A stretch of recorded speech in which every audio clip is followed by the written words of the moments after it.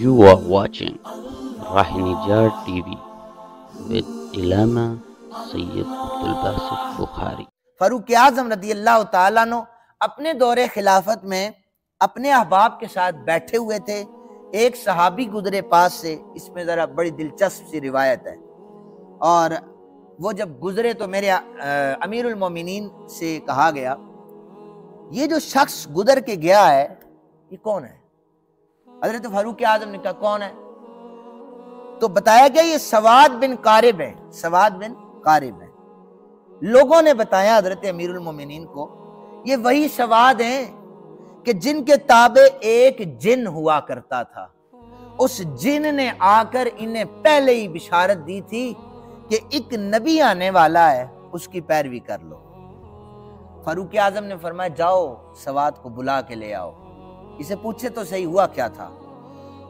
حضرت سواد سامنے آئے تو حضرت فاروق اعظم نے فرمایا سواد وہ والا قصہ سناؤ جب جن تمہیں آ کر حضور کی پیروی کا کہا کرتا تھا.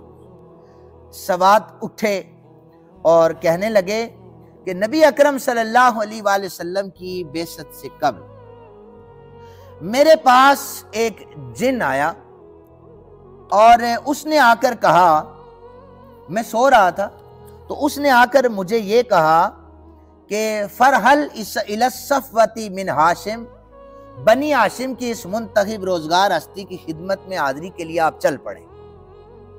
یہ جو نبوت کا دعویٰ جو چل پڑیں. میں نے اس کی باتوں پر کان نہیں دھرا.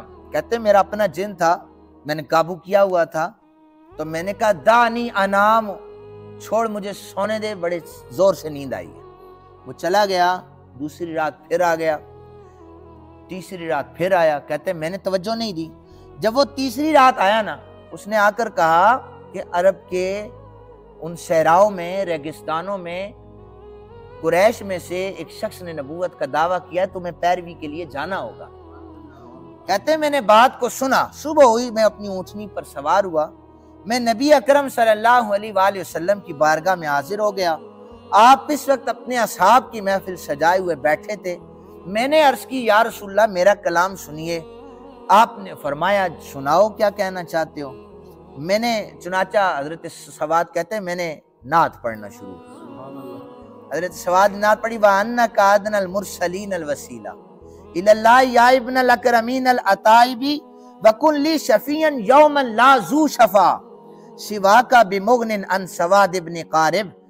بلا شبہ اللہ کے پہنچنے کے لیے آپ تمام رسولوں کی بنسبت زیادہ قریبی وسیلہ ہیں. صحابہ کا عقیدہ وسیلے والا ہے. معزز اور پاک ہستیوں کے فرزند گرامی ہیں آپ. آپ اس روز میری شفاعت کیجئے گا جس دن آپ کے سوا کوئی شفاعت کرنے والا نہیں ہو. یہ نذرانہ عقیدت حضرت سواد نے پیش کیا.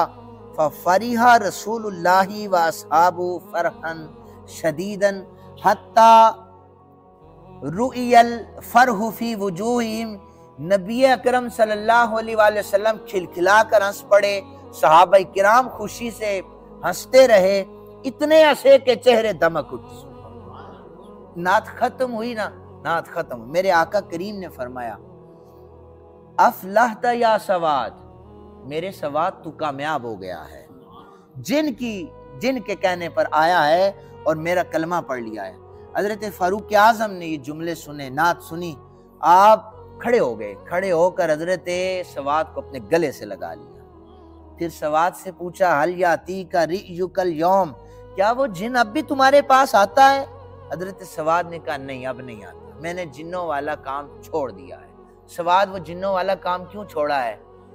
اس جن سے بھی مل لیتے, ملاقات ہو جاتی. تو حضرت سواد کہنے لگے کہ جب سے میں نے قرآن پڑھا ہے مجھے کسی اور علم کی ضرورت ہی نہیں پڑی, بس میں نے قرآن پڑھ لیا ہے. اللہ تعالیٰ سے دعا ہے اللہ تعالیٰ ہمیں حضور کی محبت سچی پکی کرنے کی توفیق عطا فرمائے.